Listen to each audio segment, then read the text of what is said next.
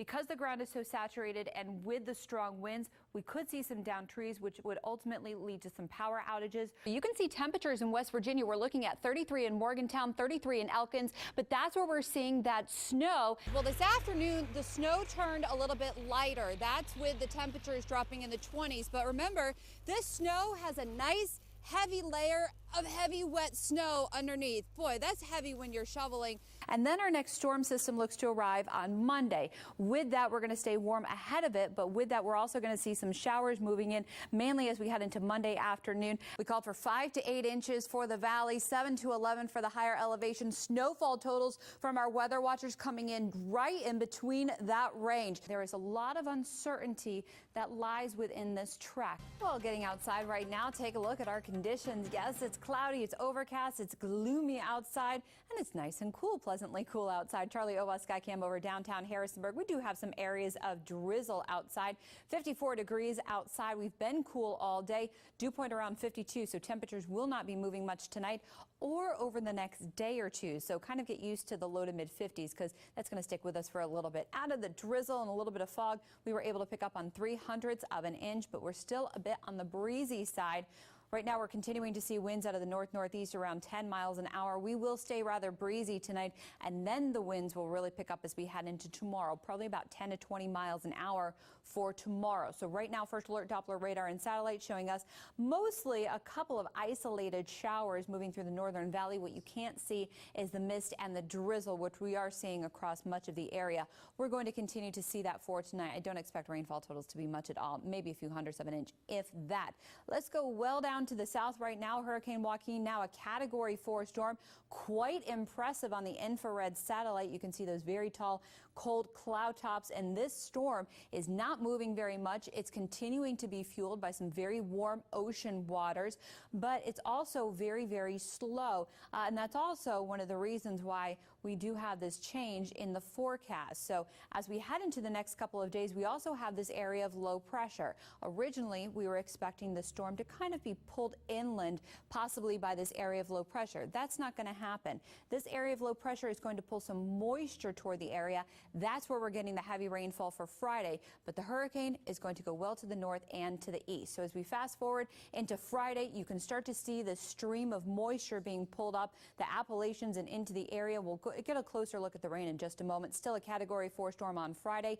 Now as we head into Saturday afternoon, you can still see that moisture, but we're starting to dry out on Saturday afternoon. Then the storm is going to weaken as it continues to move to the north, and now it's going to track more to the east. Good news not just for us, but also for New England on that latest forecast. So taking a look at the closer hour by hour, we remain cloudy with a couple of isolated showers tonight. Don't even think we'll see this much rain around midnight, but as we head into tomorrow morning, some areas might even stay dry tomorrow morning before those showers continue to build in throughout the day. Temperatures near 50 tomorrow morning. We're going to continue to see rain and heavy rain at times, especially in the afternoon and evening hours. Highs tomorrow only in the lower 50s. Some areas might even make it to 50 degrees.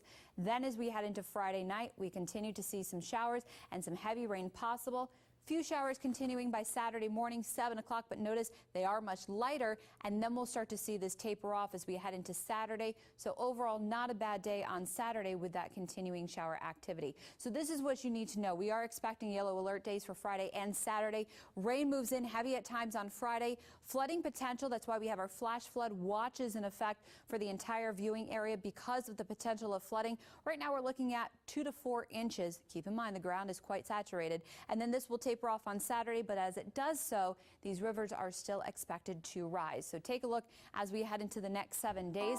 We are expecting that rain to continue and a few scattered showers for Saturday. So the good news is we are not expecting heavy rain on Saturday. This is more of a Friday night. It will be windy both Friday and Saturday. But as that rain starts to taper off, now we are still looking at showers on Saturday, but the yellow alert Saturday is more so for the rivers that will continue to rise. We saw 3 to 4 inches of rain fall in a very short time earlier this week, so the ground is awfully saturated. So let's take a look at some average first snowfall dates across the area. Now the earliest snow happened on October 10th, 1979.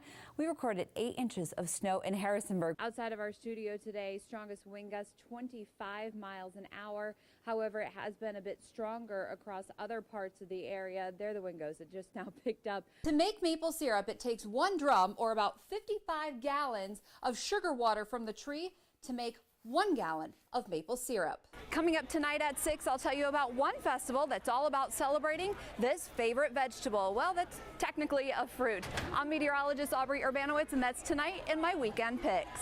That's what we need. We need another batch of rain maybe late next week to get rid of some of this snow. So like you said, cabin fever, but just for today, Just then the wait, weekend. Yeah, really give it some time tomorrow to thaw out. Right now, we do want to start with Aubrey. And Aubrey, how are things looking outside right now? Yeah, it's awfully wet outside, and we've already picked up a fair amount of rain in many areas, but keep in mind, this is just really starting to get going. We do have mostly right now lighter rain, but you can see all the moisture continuing to stream up from the south. Heavy rain making its way into the Carolinas, and we are expecting some heavy showers as we head into this evening and into the overnight hours. We also have the winds to deal with for tonight. It's going to be awfully windy tonight. We do have wind advisories for the higher elevations as well as the Blue Ridge. We could see gusts up to 50 miles an hour.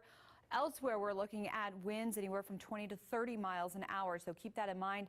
For tonight, you might want to go ahead and secure things outside your home if you haven't already done so. Right now, we're seeing moderate showers in the northern valley along the Blue Ridge and the higher elevations. Elsewhere, it looks dry, but we're continuing to see that mist and that light drizzle. And again, you can see as we head into parts of the Caribbean, this is Hurricane Joaquin, and you can see all of that moisture being pulled away from the initial storm. That is what's bringing us the heavy rain as we head into the rest of tonight. So impacts for the rest of tonight. Flooding, yes, we are expecting flooding in many areas. Because the ground is so saturated and with the strong winds, we could see some downed trees, which would ultimately lead to some power outages. River flooding more likely as we head into Saturday as that rain stops. And we'll talk about the forecast for the weekend and how much more rain we could see by tomorrow. That coming up in just a few more minutes.